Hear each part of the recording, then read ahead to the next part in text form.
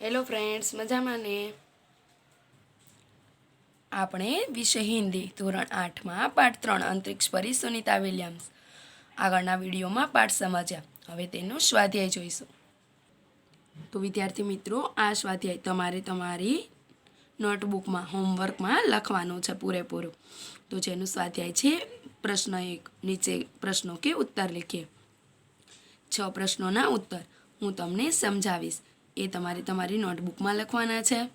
પ્રશ્ન નંબર 2, અંદાજ અપના આપના. તો આ દરેક વિદ્યાર્થીનો જવાબ અલગ હોઈ શકે, એટલા માટે 4 પ્રશ્નના જવાબ તમારે તમારી જાતે નોટબુકમાં લખવાના છે.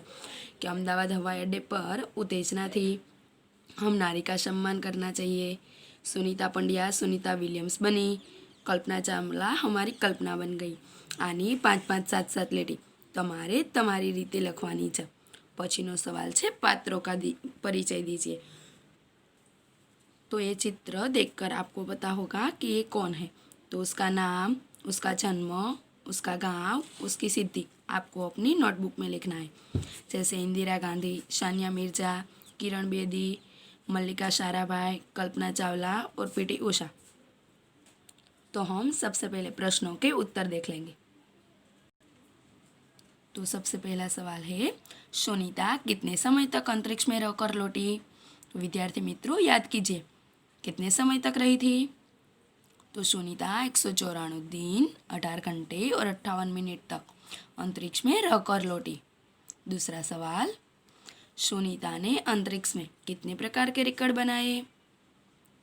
तो याद कीजिए, कितने रिकॉर्ड बनाए थे? तो सुनीता ने अप्रैल 2007 में अंतरिक्ष में बोस्टन मैराथन में भाग लिया था.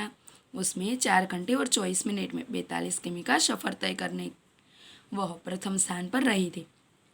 सुनीता सबसे पहले सेनोन ल्यूसिक नामक अंतरिक्ष में 188 दिन और 4 घंटे अंतरिक्ष में रहा था.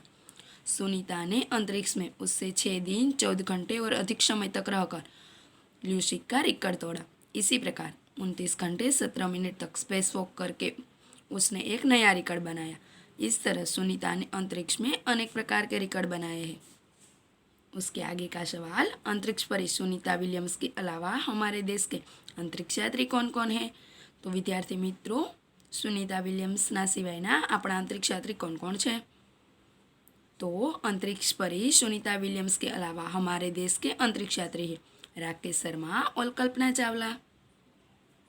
उसके आगे का सवाल है, हमें किस बात का गर्व है?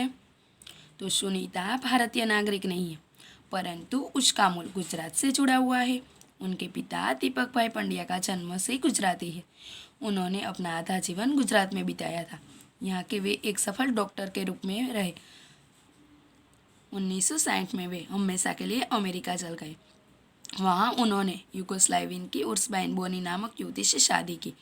उनके 3 संतानों में सुनीता सबसे छोटी है. इस प्रकार गुजराती मूल होने के कारण सुनीता भारतीय है. इस तरह सुनीता के भारतीय होने पर हमें गर्व है. उसके आगे का सवाल, सुनीता ने अपने सपने कैसे साकार किए? तो विद्यार्थी मित्रों, कैसे किए थे?